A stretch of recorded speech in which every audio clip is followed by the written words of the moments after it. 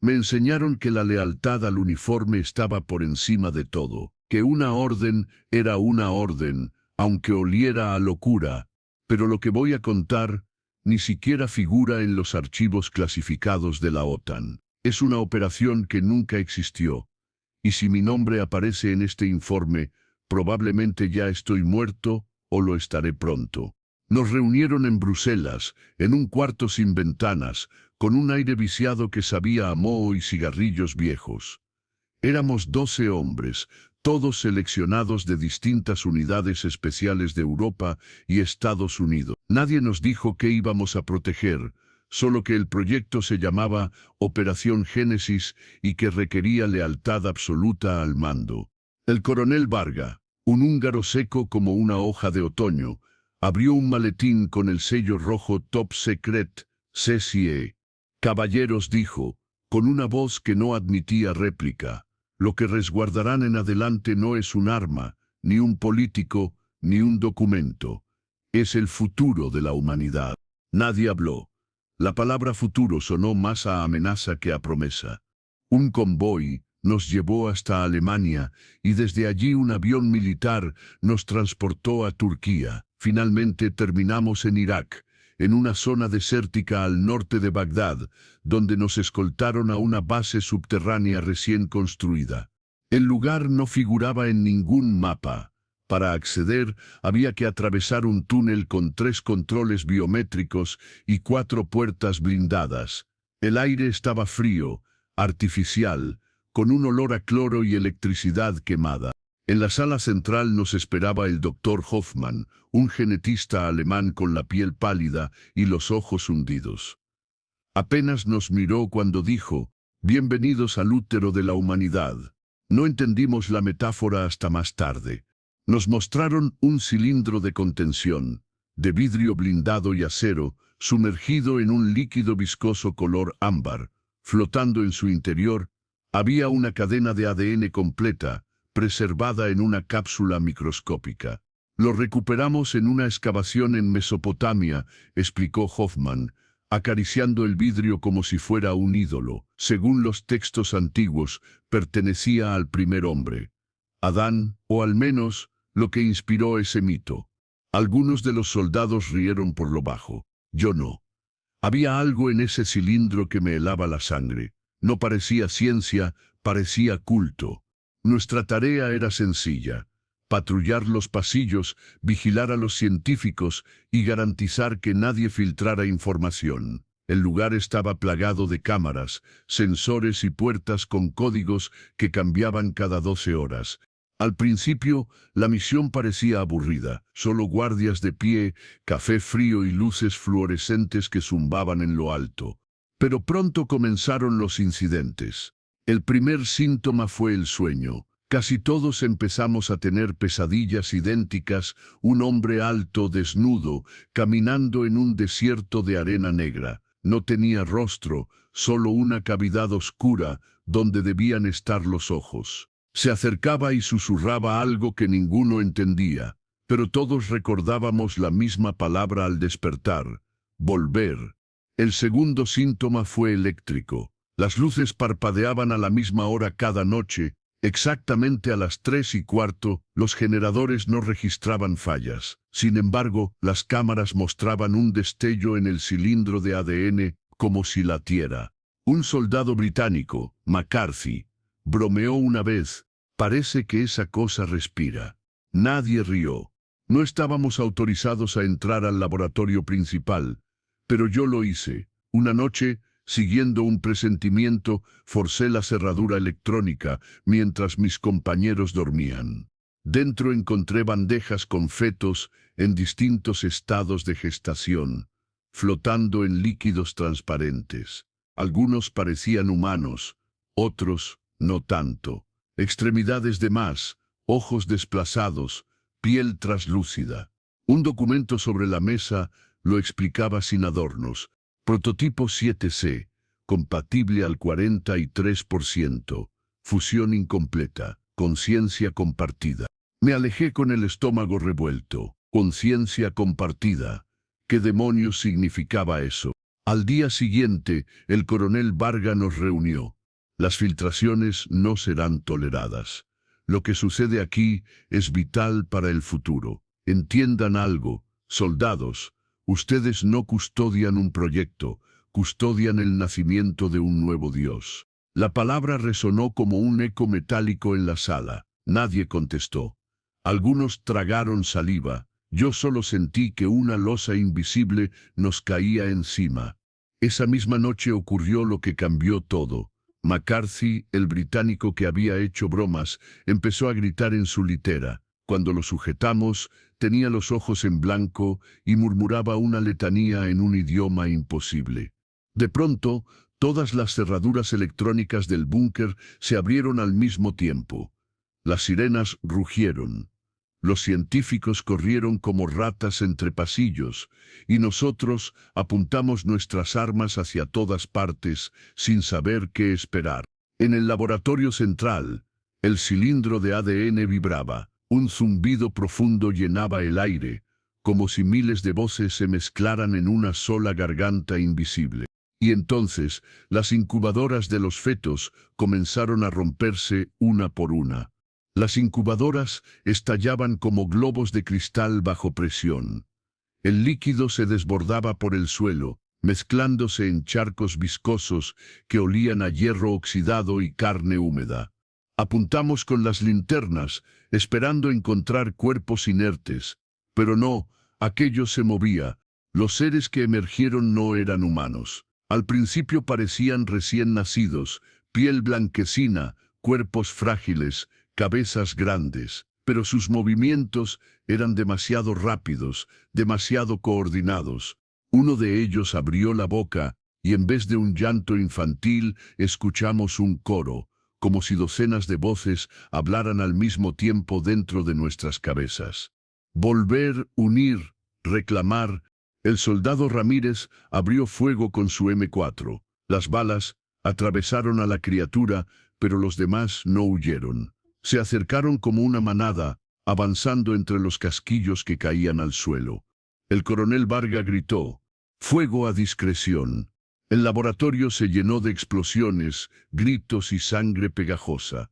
Pero por cada cuerpo que caía, los demás parecían aprender. Empezaron a moverse en formación, esquivando los disparos, rodeándonos.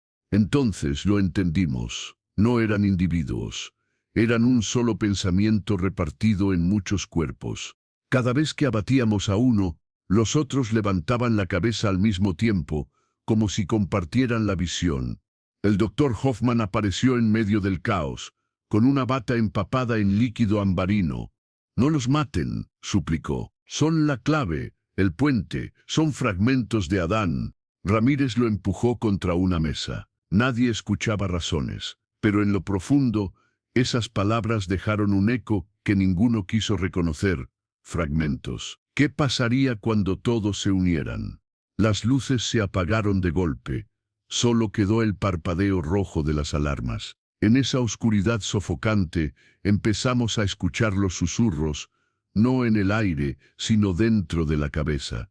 «Venid a mí, dejadme entrar». Era la misma voz de las pesadillas. El mismo hombre sin rostro, que nos visitaba cada noche.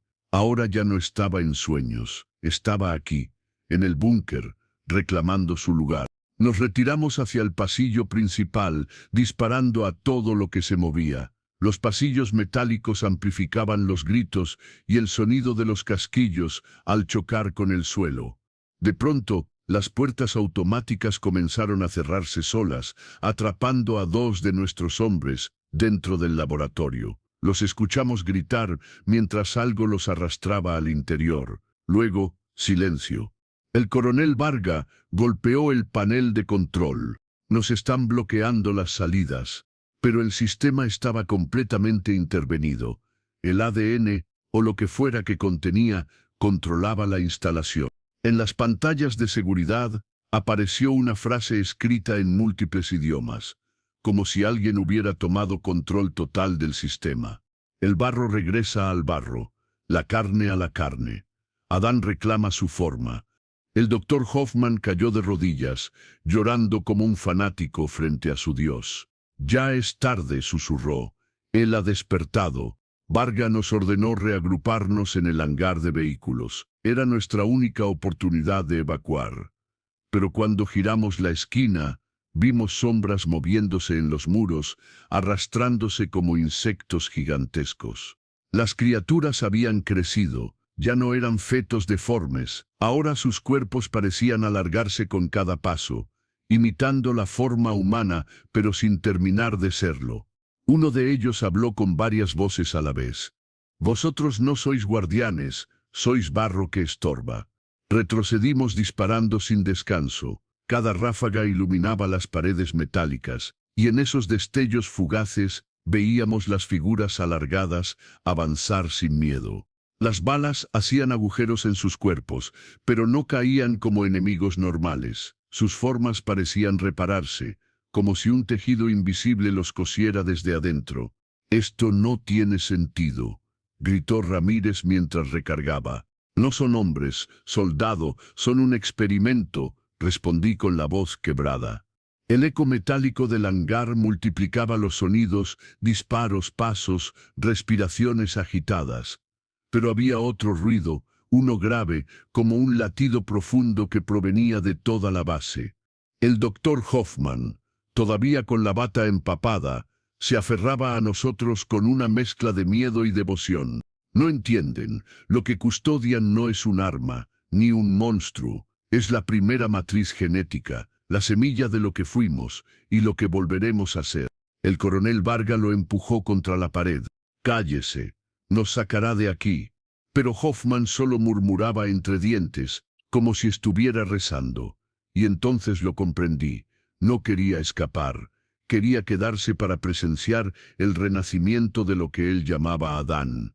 En medio del caos, McCarthy, el británico que había convulsionado la noche anterior, comenzó a caminar hacia las criaturas con el fusil bajo. Sus labios se movían en un murmullo extraño. «McCarthy, regresa», le grité.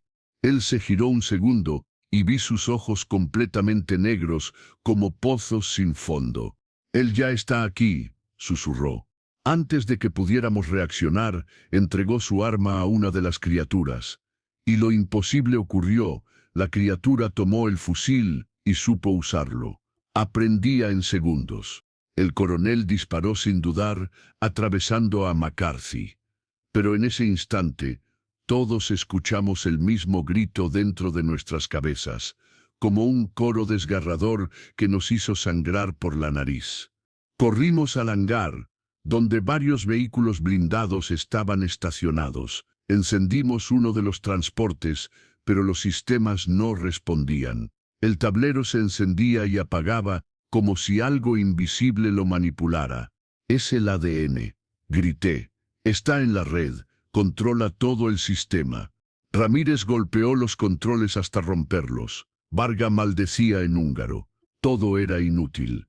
Las puertas del hangar comenzaron a cerrarse solas, chirriando como gigantescas mandíbulas metálicas. Teníamos segundos antes de quedar atrapados. De pronto, todas las criaturas se detuvieron. Ya no nos atacaban. Se giraron en la misma dirección hacia el fondo del hangar, donde una compuerta blindada se abrió con un estruendo que hizo temblar el suelo. Del interior salió un contenedor enorme, cubierto de cables y tubos, arrastrado por un sistema hidráulico. Hoffman cayó de rodillas, llorando de rodillas frente a él.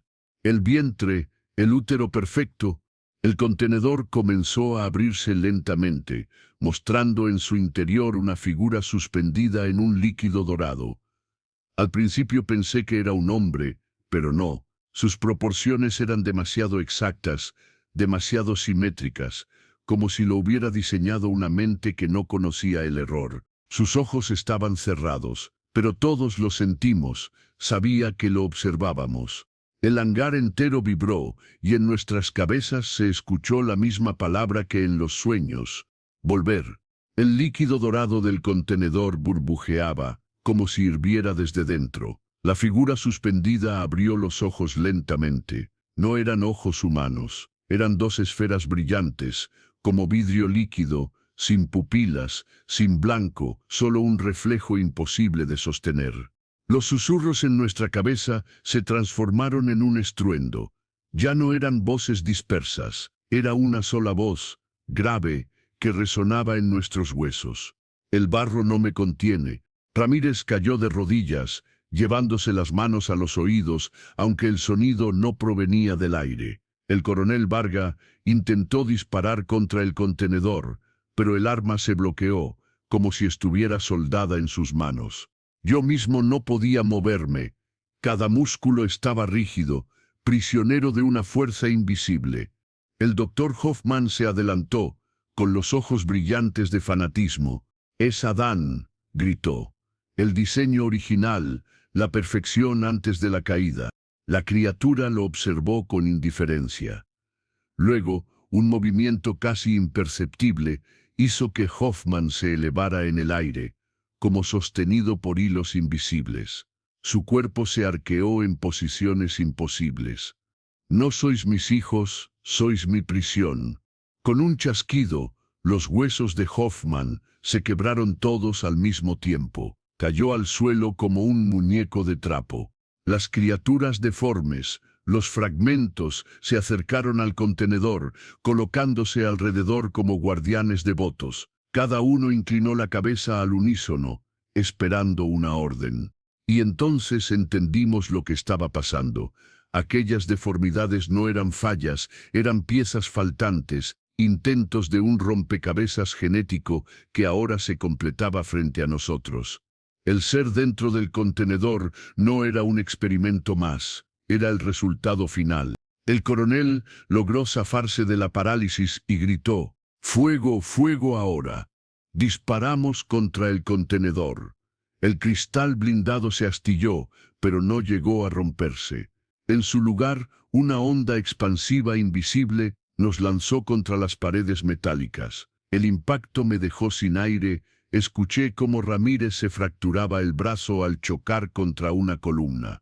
Las alarmas del hangar se activaron solas, aunque ninguna sirena sonaba como antes. Era un sonido grave, irregular, casi orgánico, como el eco de un corazón latiendo en el metal. En todas las pantallas de la base apareció una secuencia de símbolos extraños, como escritura cuneiforme antigua. Debajo, una traducción automática se desplegó: «Adán reclama la tierra. Vuestra era termina». Mis manos temblaban. Lo que se suponía que debíamos proteger ya no necesitaba guardianes. Nosotros mismos éramos los intrusos. El ser dentro del contenedor levantó una mano. El vidrio blindado se deshizo como arena y el líquido dorado cayó en cascada por el suelo. La figura emergió, erguida, desnuda, sin una sola imperfección en la piel. Era humano, pero no lo era. Cada rasgo era simétrico hasta la incomodidad, una belleza tan artificial que daba miedo. Caminó hacia nosotros y con cada paso los sistemas eléctricos de la base explotaban en chispas. Luces, paneles, generadores, todo caía en silencio. Se detuvo frente al coronel Varga. Lo miró directamente y la voz retumbó dentro de todos nosotros. «¿Sois barro o sois traidores?». El ser nos miraba como un verdugo frente a sus condenados. Su piel irradiaba una luz tenue, como si cada célula emitiera energía propia. No necesitaba armas. Su sola presencia nos aplastaba como si estuviéramos frente a un rey antiguo reclamando su trono. El coronel Varga intentó mantener la postura militar. «Soy el comandante a cargo de esta instalación. Exijo que se identifique».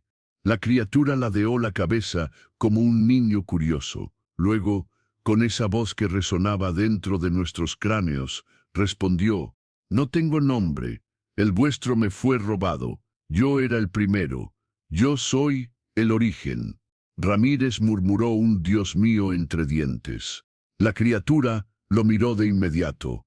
«Ese nombre no me pertenece. Vuestro Dios es barro que olvidó su forma».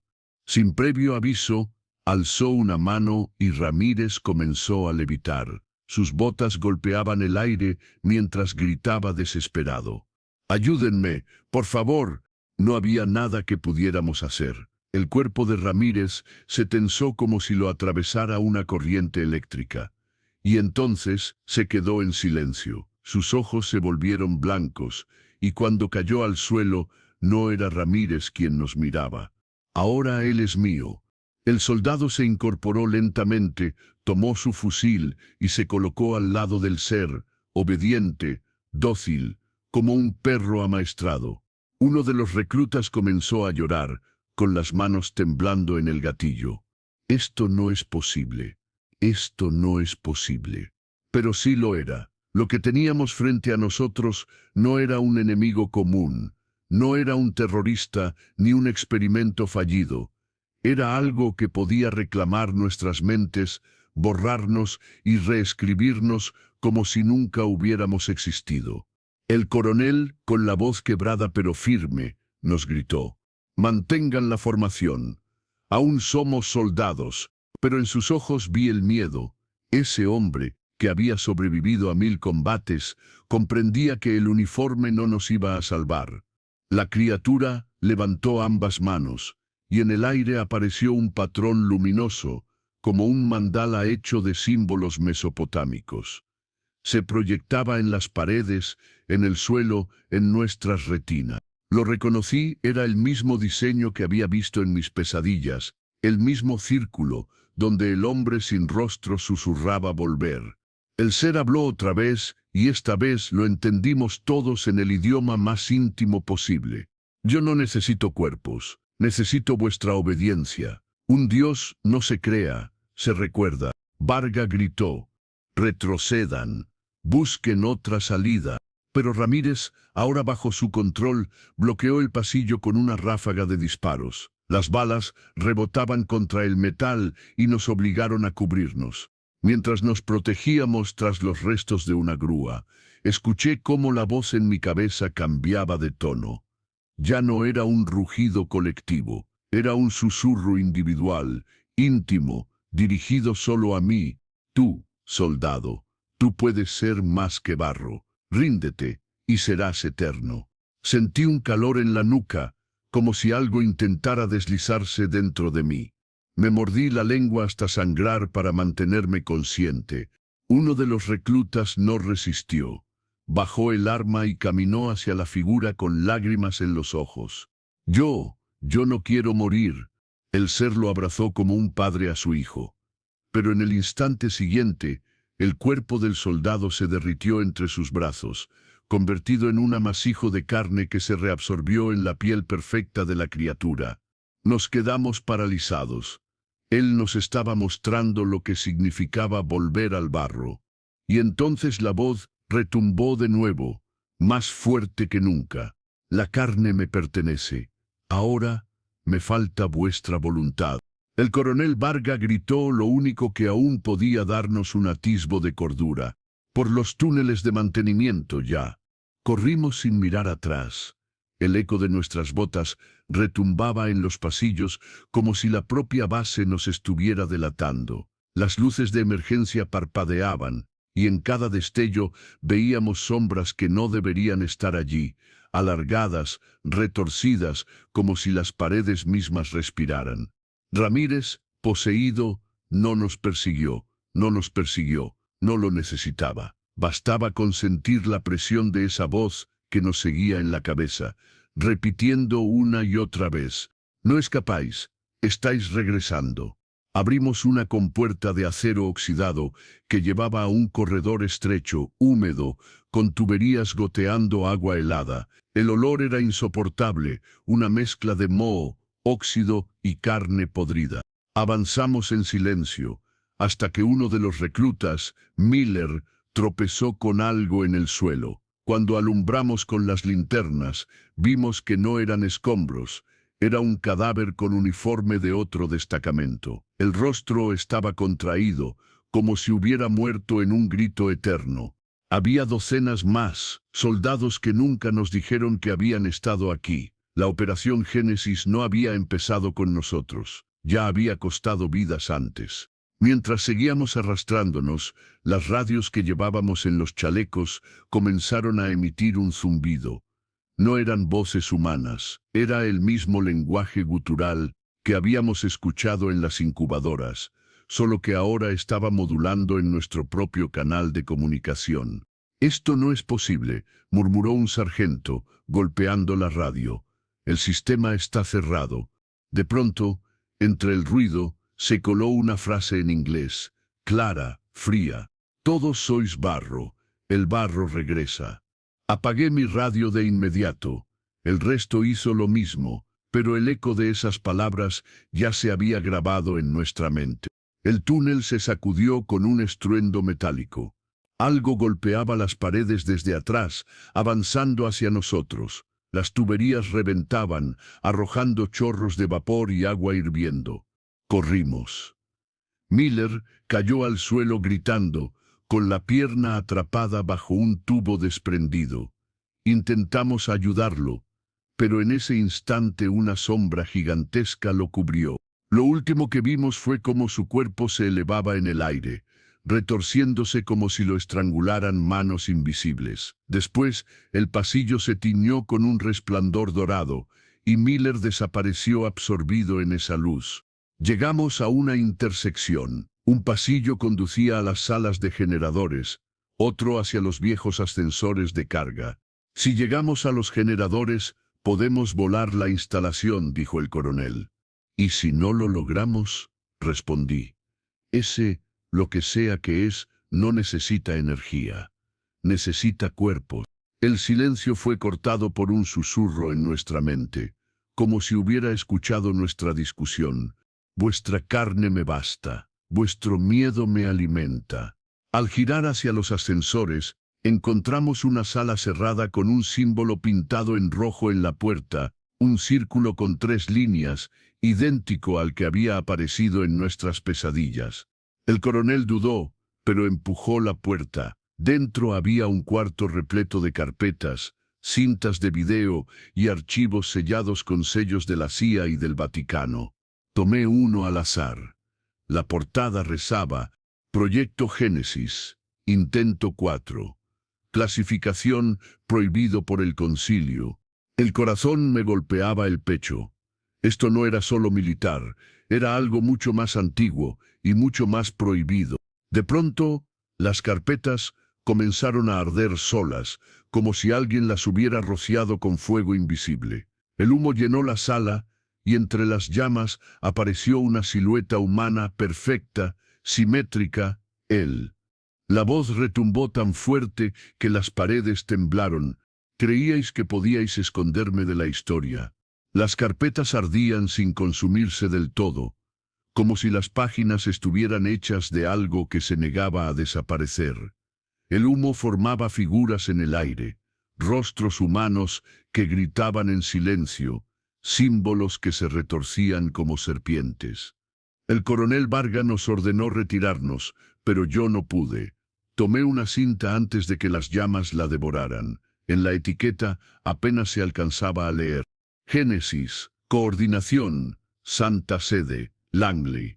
Lo guardé en mi chaqueta, sin saber por qué. Quizá porque intuía que era la única prueba de que esto no era un delirio. La criatura, de pie entre las llamas, nos observaba como quien mira insectos en un frasco. El barro intentó borrarme de la historia. Roma me selló, vuestro imperio de espías me vigiló, pero ninguno pudo contenerme. Esas palabras, Roma y espías, el Vaticano y la CIA habían trabajado juntos para encerrar lo que ahora teníamos frente a nosotros. El coronel, con voz ronca, le gritó: «¿Qué eres? ¿Un demonio? ¿Un experimento? ¿Un dios?». La criatura sonrió, aunque aquello no era una sonrisa, era un recordatorio de lo antinatural que era su perfección. «Soy lo que erais antes de fallar, el diseño completo, el recuerdo que negasteis». Uno de los soldados, Jensen, se quebró. Si es verdad, si eres el primero, entonces quizá deberíamos escucharte». Varga lo apuntó de inmediato con su pistola. «Ni un paso más, soldado». Pero Jensen no lo obedeció. Caminó hacia el ser, como atraído por una fuerza invisible. El ser lo tocó en la frente con un dedo, y en un instante el cuerpo de Jensen se petrificó, convertido en una estatua de sal agrietada. Al romperse, no quedó nada más que polvo flotando en el aire. No necesito adoradores, necesito herederos. Comprendí lo que estaba ocurriendo. No quería crear esclavos, ni formar un ejército. Quería ocupar cuerpos seleccionados, lo suficientemente fuertes para sostener su esencia. Por eso las deformidades, por eso los fragmentos. Todos eran intentos de un recipiente que pudiera contenerlo sin desmoronarse. Y nosotros éramos las vasijas finales. Mientras retrocedíamos, activé la grabadora de mi casco y puse la cinta en el viejo reproductor portátil hallado en el cuarto. Una voz monótona en inglés llenó la sala. Protocolo Génesis. Hallazgo confirmado en excavación babilónica. Año 1949. Sangre y tejido óseo atribuido al primer portador. El Concilio Vaticano ordena contenerlo bajo cooperación de la agencia. Nota: nunca debe intentarse la replicación. La entidad reclama materia y voluntad. Su despertar equivale al final de la civilización actual. El coronel nos miró con los ojos abiertos de par en par. Esto nunca debió empezar. Las paredes del túnel comenzaron a temblar. No era un temblor natural. El metal se doblaba como si respirara. De pronto, todas las luces de la base se apagaron y la oscuridad nos tragó. En esa negrura absoluta escuchamos de nuevo la voz, ahora más clara, más íntima, como si cada palabra fuera pronunciada dentro de nuestras propias bocas. El barro se resiste, pero pronto recordará. Vuestro mundo ya es mío. Un resplandor dorado emergió al final del túnel, iluminando las paredes cubiertas de símbolos antiguos. Entre la luz vimos puertas gigantescas, mucho más viejas que la base, enterradas en la roca desde hacía milenios. Y entendimos que la instalación no se había construido para crear a Adán, sino para vigilar lo que ya estaba allí, esperando despertar. El resplandor dorado iluminaba aquellas puertas ciclópeas enterradas en la roca. No eran metálicas ni de hormigón, parecían hechas de una piedra negra pulida, cubierta de símbolos mesopotámicos que ardían con un brillo interior. El coronel Vargas susurró, con un miedo que no le había escuchado nunca: Esto estaba aquí mucho antes que la base. Lo supimos de inmediato. La OTAN, la CIA, el Vaticano, todos habían construido la instalación encima de algo más antiguo, como un candado frágil sobre una cerradura milenaria. Del otro lado de la puerta se escuchaba un murmullo coral, cientos de voces entonando un canto en un idioma imposible. Era grave, hipnótico, y cada sílaba hacía vibrar nuestros huesos. «Ya no sueñan, ya recuerdan», susurró la criatura, avanzando hacia las puertas como si regresara a casa. Los símbolos se encendieron con más fuerza, y el aire se volvió denso, metálico, cargado de electricidad. El humo de los papeles quemados aún flotaba a nuestro alrededor, como si el propio aire supiera que íbamos a presenciar algo prohibido. Varga levantó su pistola y me miró directamente. «Soldado, si ese ser abre las puertas, no habrá mundo al que volver. Tenemos que detenerlo aquí, aunque signifique morir». Tragué saliva. No quería aceptar que nuestra misión ya no era proteger nada, sino impedir lo inevitable. El ser extendió las manos y los símbolos comenzaron a moverse, girando como engranajes de un reloj cósmico. La piedra negra se resquebrajó, dejando escapar un aire frío y húmedo, como el aliento de una tumba recién abierta. Los murmullos se hicieron gritos, gritos que reconocí. Eran las mismas voces de las criaturas que habíamos visto romperse en las incubadoras. Eran los fragmentos, llamando a su origen. Un resplandor cegador nos obligó a cubrirnos los ojos. Cuando la luz cedió, vimos un corredor descendente, iluminado por antorchas que no se apagaban aunque parecieran milenarias. Y allí, En las paredes había frescos que mostraban escenas imposibles, ejércitos humanos arrodillados ante un hombre perfecto, coronado por símbolos solares. Ese hombre tenía el mismo rostro que la criatura frente a nosotros. Los antiguos me adoraron, vosotros me olvidaréis, pero primero me entregaréis vuestra carne. Varga apretó los dientes. Granada de fragmentación ya. Saqué una de mi cinturón, la activé y la lancé hacia el ser. La explosión reventó contra las puertas abiertas, llenando el pasillo de humo y esquirlas. Por un instante creímos haberlo detenido, pero cuando el polvo se disipó, la criatura seguía en pie, intacta, con una calma inhumana. Solo nos dijo una frase: el barro aún cree en pólvora. Detrás de él, en la oscuridad del corredor, algo se movió. Una silueta gigantesca, imposible de medir, con brazos múltiples y ojos brillando como brasas. No era uno, no era Adán solamente. Era un ejército que llevaba milenios esperando tras esas puertas. Atravesamos el umbral como quien cruza la boca de un animal dormido. El corredor descendía en una espiral suave, excavada en la misma roca negra de las puertas. La luz no venía de lámparas, emanaba de vetas minerales que palpitaban, como si la piedra tuviera un pulso propio. A cada paso, el aire cambiaba, olía a humedad antigua, a metal oxidado y a algo dulce, apenas perceptible, que me recordó a sangre seca en una moneda. El coronel Varga iba adelante, arma en alto, la mandíbula apretada hasta el crujido. Detrás, el sargento Ortega, Kovacs y Díaz cubrían los flancos. Éramos 4 y un miedo mineral sosteniendo nuestras piernas. Yo cerraba la formación, y en ese silencio subterráneo escuchaba 2 respiraciones, la mía y otra que no pertenecía a nadie de los que estaban conmigo. No nos detengamos, gruñó Varga. Si encontramos el núcleo, lo sellamos. Si no, lo volamos. Ninguno preguntó cómo se volaría una montaña que estaba viva. La rampa desembocó en una nave circular de tamaño indecente, más grande que el hangar de la base. El techo era una cúpula perfecta, grabada con constelaciones que no reconocí, algunas no existían en el cielo que yo conocía. En el centro, un círculo de piedras monolíticas formaba un anillo. Cada monolito estaba tallado con escenas que parecían moverse cuando no las mirabas de frente. Me acerqué a uno y tragué saliva. El relieve mostraba una procesión de hombres y mujeres con la piel marcada por líneas doradas, arrodillándose ante una figura de proporciones exactas, imposible de confundir. El mismo rostro, el mismo que caminaba fuera de nuestros sueños y de nuestras órdenes. Bajo la escena, una inscripción en cuñas brillaba con una luz tenue. No la leí con los ojos, la escuché en la cabeza. No fue creado un único primero, fueron muchos, y el barro fue moldeado para contenerlos cuando cayeron.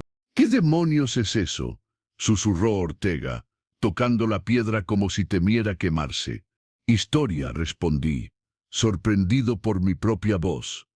La que borraron. No sabía de dónde había salido la respuesta. No pertenecía a mis recuerdos. A nuestro alrededor, nichos excavados en la roca guardaban objetos que parecían herramientas y juguetes a la vez, discos de cristal con venas metálicas, máscaras sin orificios, vasijas que vibraban con un zumbido grave, apenas audible. En uno de los nichos, un bastón de piedra con anillos concéntricos brilló cuando me acerqué.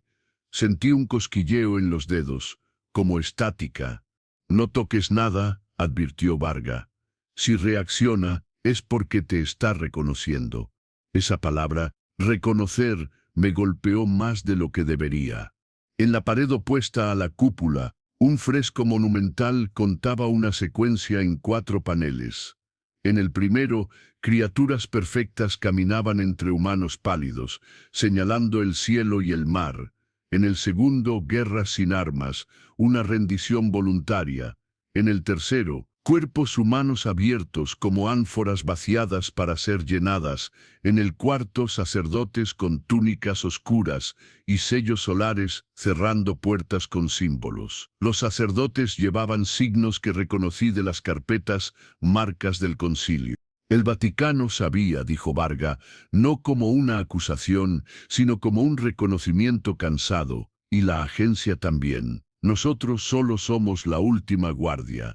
La última, o la primera después del olvido, murmuró Kovacs. Díaz, que casi no había hablado, levantó la vista hacia la cúpula. ¿Escuchan eso? En un primer momento creí que era el zumbido de las vasijas. Luego, la espiral en mis oídos se ordenó y supe que eran recuerdos, no sonidos ni palabras, recuerdos puestos en mí como una película superpuesta a mis ojos abiertos. Vi un río ancho, hombres construyendo con ladrillos de barro, un disco dorado alzándose sobre una torre que no era una torre sino una placa inmensa, y a los pies de un hombre perfecto, idéntico al de nuestras pesadillas, un ejército de uniformes que no existían todavía, arrodillado. Parpadeé, y el sudor frío me recorrió la espalda bajo el chaleco. ¿Qué viste? Varga me sujetó el hombro brusco. Algo que no es mío, admití. Algo que quiere serlo. No sé cuándo empezó, pero lo sentí con claridad al pasar la mano por el cuello del uniforme. La piel ardía justo donde rozaba la placa con mi nombre. Me aguanté la mueca. Cuando el guante se apartó, noté bajo la clavícula una pulsación distinta, una vibración como la de las vetas luminosas de la roca.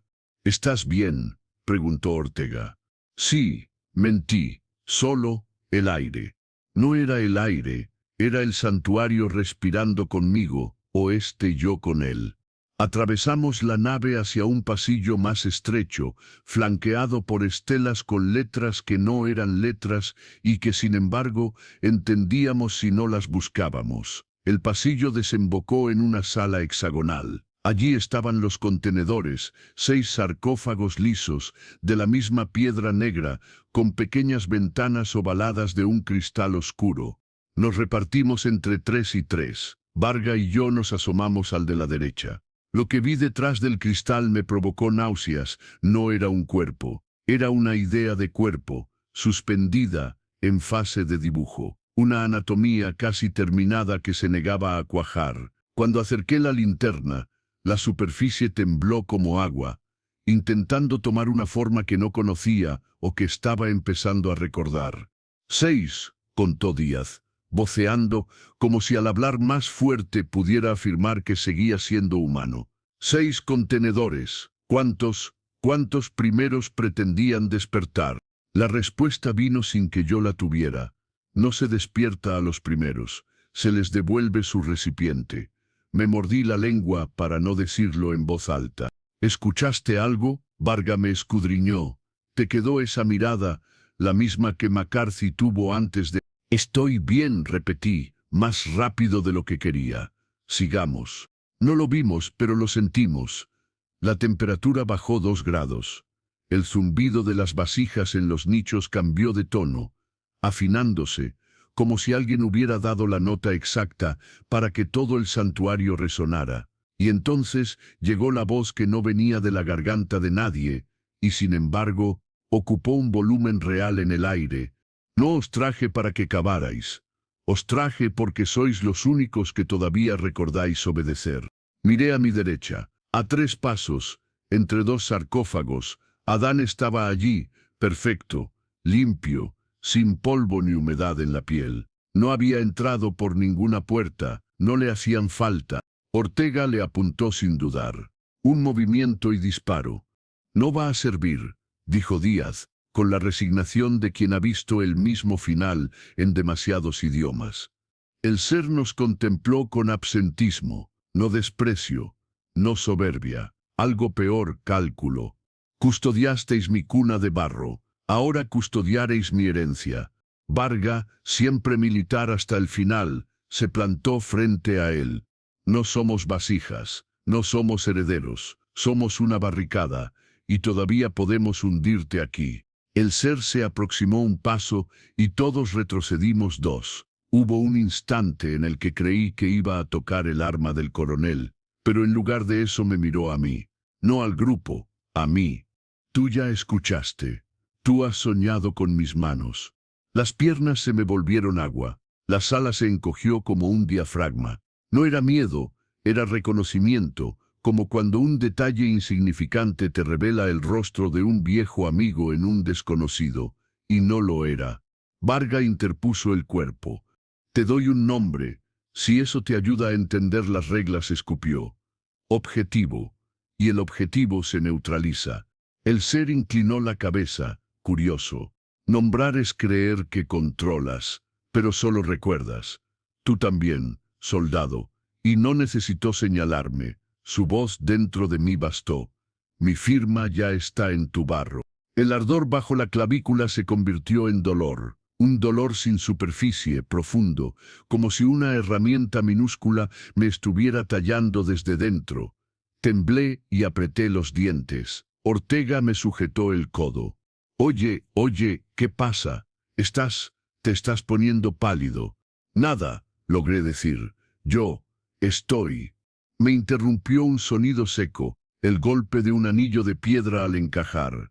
Uno de los sarcófagos giró sobre sí mismo, y un aro concéntrico emergió, como si el contenedor me hubiera reconocido a la distancia. Luces doradas se encendieron en la losa, dibujando un círculo que coincidía, lo supe sin verla, con la forma que se estaba grabando en mi piel. Su recipiente llega, dijo la voz, pero esta vez no supe si era suya, mía o del lugar. El elegido ha descendido. Varga nos arrastró a todos con una orden que sí entendimos. Formación cerrada. Ahora, rodeen al teniente. No me di cuenta de que me había llamado por rango hasta que Ortega me empujó detrás de su espalda. Kovacs apuntó a la cabeza del ser. Díaz cubrió el flanco. Los tres respiraban a un ritmo distinto y como un metrónomo perverso, la sala ajustó su zumbido a nuestro miedo.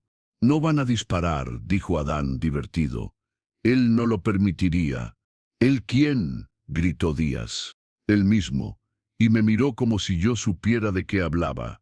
No eran puertas en la pared, eran puertas en mí. Lo supe con la claridad, con la que se sabe una contraseña vieja al teclearla. Estaban abriéndose, una por una, cada vez que respiraba, cada vez que el corazón latía. Recordé sin querer el símbolo en el cuarto de archivos, el círculo con 3 líneas. Lo vi en mi lengua cuando cerré la boca. Lo vi en los párpados al parpadear. Lo vi detrás de la retina, dando vueltas como un sol enfermo. «Podemos salir por el oeste», susurró Ortega, sin apartar el arma. «La rampa debe conectar con los generadores, y si no, con el conducto de ventilación». «No», dijo el coronel, con una calma dura. «Si lo arrastramos hasta arriba, perdemos este candado. Aquí abajo aún hay ley. Abajo, en su casa». «No tengo casa», corrigió Adán. «Tengo barro que me recuerda». Y entonces el santuario respondió como si se hubiera ofendido. El piso vibró. Los monolitos del anillo central soltaron polvo antiguo y una grieta fina cruzó el mármol del suelo entre mis botas. Bajo el cristal ovalado del sarcófago más cercano, la idea de cuerpo se afirmó. Como si hubiera olido mi miedo, adoptó mi proporción exacta. No mi rostro, mi proporción. El recipiente buscaba su dueño. «Retrocedan», ordenó Varga. «Ahora», pero mi pie derecho no obedeció. Se adelantó una fracción. Nadie me empujó. Nadie me sujetó. Fui yo y algo más. «No lo hagas», susurró Ortega, casi sin voz. «No lo mires, no le des tu nombre».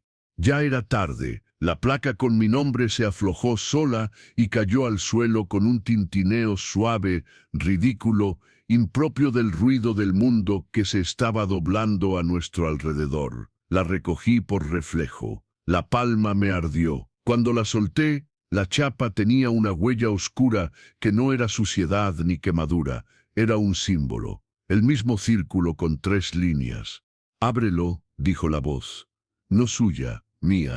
Levanté la mano. La piedra del sarcófago, respondió como si reconociera una contraseña larga olvidada por siglos. Los aros concéntricos se apartaron, y un aliento de aire helado nos golpeó la cara, trayendo un olor de sal y desierto. La ventana ovalada se volvió transparente, y bajo el cristal, algo abrió los ojos, con mis proporciones, con mi medida, con mi latido exacto replicado.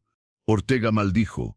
Kovacs apretó el gatillo. Varga levantó la otra mano para detenerlo. Demasiado tarde. «No dispare». El disparo estalló. La bala atravesó el cristal, y el santuario respiró. El disparo de Kovacs no rompió el sarcófago. El proyectil se incrustó en el cristal oscuro, y en lugar de fracturarse, el material lo absorbió. La onda de impacto se expandió por las paredes de la cámara como un pulso eléctrico. Los monolitos del anillo central comenzaron a vibrar, y las vetas de luz en la piedra se encendieron con violencia. Era como si el santuario hubiera sentido dolor. El cuerpo en formación dentro del sarcófago abrió los ojos. Eran los míos, no una copia, no un reflejo, exactamente los míos. Me tambaleé hacia atrás. Sentí como mi respiración se desincronizaba. Cada vez que yo inhalaba, él exhalaba. Cada vez que yo cerraba los ojos, él los abría. Era como mirar un espejo que tenía voluntad propia. El ser perfecto, Adán, levantó la vista hacia mí y sonrió. Al fin se reconoce el barro a sí mismo. Varga gritó. «Aléjate, teniente, no dejes que te toque». Pero ya estaba ocurriendo. Un hilo dorado, apenas visible, se extendía desde el sarcófago hasta mi clavícula, donde la piel ardía con la marca circular. El coronel abrió la mochila de carga y sacó los explosivos C4. Su plan era claro: hundir la cámara, enterrar lo que quedara, aunque eso significara sepultarnos con ello. «Si dejamos que lo complete, no habrá planeta que salvar», gruñó, apretando los dientes. Ortega y Díaz lo miraron como si supieran que era un suicidio, pero nadie discutió. «Teniente», me habló Varga directo. «Aguante, no se deje arrastrar». Yo quería obedecer. Quería ser soldado. Pero la voz en mi cabeza no era una orden. Era una plegaria íntima. «Déjame entrar. No eres barro, eres herencia». De repente Kovacs soltó el arma y cayó de rodillas, sujetándose la cabeza. Empezó a murmurar en un idioma imposible, el mismo de los frescos. La piel de sus brazos se abrió en finas grietas luminosas, como si su carne se estuviera convirtiendo en arcilla iluminada desde dentro. «Está cediendo», gritó Ortega. «Está siendo absorbido». Un segundo después, Kovacs se desplomó sin vida. La luz que lo recorría salió disparada hacia el sarcófago, alimentando al doble que seguía mirándome con mis propios ojos. El santuario desapareció por un instante y lo vi todo. No era un sueño, era una proyección de lo que vendría: ciudades enteras arrodilladas, edificios convertidos en templos, hombres y mujeres de uniforme entregando sus armas sin disparar. Y en lo alto un ejército de figuras simétricas, perfectas, idénticas al ser frente a nosotros. Vi mi propio rostro entre ellos, no como prisionero, como general. Me quité el casco de golpe, intentando arrancarme esa visión. Pero no se iba. Varga activó el detonador remoto. Una luz roja parpadeó en el dispositivo. «Tenemos 5 minutos». Ortega lo miró incrédulo. «5 minutos no son nada, coronel. Es todo lo que necesitamos. O lo enterramos aquí, o el mundo entero se convierte en barro obediente». La voz de Adán rugió dentro de nosotros, haciendo que la sangre nos saliera por la nariz. «No podéis sepultar lo eterno. Si uno de vosotros me acepta, no hay explosivo que baste». Fue entonces cuando Díaz bajó el arma. Su mirada estaba vacía. Dio un paso hacia el sarcófago. Tal vez no sea tan malo», dijo con un tono apagado. «Si es perfección, ¿qué derecho tenemos a negarlo?». Ortega lo sujetó de inmediato, forcejeando, pero ya era tarde. Una segunda línea dorada se extendió desde el sarcófago hacia Díaz, atrapándolo. Yo sentí la conexión como si fuera mía también. No era solo él, me estaba eligiendo a mí a través de él. El cronómetro del detonador marcaba 3 minutos. Varga gritaba órdenes, Ortega forcejeaba con Díaz. Y yo sentía que mis pasos ya no me pertenecían. Avancé hacia el sarcófago, con la mano levantada. No quería hacerlo. No era yo. Pero escuché mi propia voz susurrar, sin que yo la pronunciara, estoy listo para recordar. Y el cristal del sarcófago comenzó a abrirse. El sarcófago se abrió como una flor de piedra. El aire helado que escapó olía a desierto y a sangre antigua. Dentro mi doble emergió desnudo, perfecto, idéntico a mí en cada músculo, en cada gesto, pero con una calma divina en la mirada. Yo estaba paralizado, sentía el hilo dorado clavado en mi clavícula, tirando de mi cuerpo hacia él. Como si no hubiera diferencia entre los dos, como si siempre hubiéramos sido el mismo barro moldeado 2 veces. El recipiente está listo. La voz retumbó, y no supe si era la suya o la mía. De repente, el coronel Varga me sujetó por el chaleco y me empujó contra la pared. Su rostro estaba manchado de sangre y sudor, pero sus ojos mantenían esa dureza inquebrantable. «Escúchame, teniente», me gritó al oído. «No eres su heredero, eres mi soldado, y yo no pienso perderte». Me mostró el detonador. Quedaban menos de 60 segundos. «Voy a volar todo esto», susurró. «Tú corres cuando caiga la estructura, aunque me odies después». Lo entendí. Él iba a quedarse para asegurarse de que la explosión funcionara. Ortega, todavía forcejeando con Díaz, gritó: «Coronel, es suicidio». Pero antes de que pudiera terminar, Díaz se convulsionó. Su cuerpo fue absorbido en un destello dorado y desapareció dentro del sarcófago. Mi doble dio un paso fuera y sonrió. Ahora éramos 3, yo, el coronel con el detonador, y esa cosa que tenía mi rostro, pero ya no era humano. El techo comenzó a desmoronarse. El santuario entero vibraba como un organismo herido. Varga me empujó hacia el pasillo de salida. «Esa es una orden, soldado. Corra». Me quedé congelado un segundo. Lo vi pararse frente a mi doble, levantando su pistola como si aún creyera que el plomo podía desafiar a un dios. No escuché más, porque las paredes empezaron a colapsar y la oscuridad me tragó. Corrí por pasillos que ya no reconocía. El suelo temblaba, las piedras se caían, y en cada grieta se filtraba un resplandor dorado como si el fuego viniera de abajo, no de arriba. Sentía voces detrás de mí, no gritos, sino risas. Al fin alcancé una compuerta rota que daba al exterior.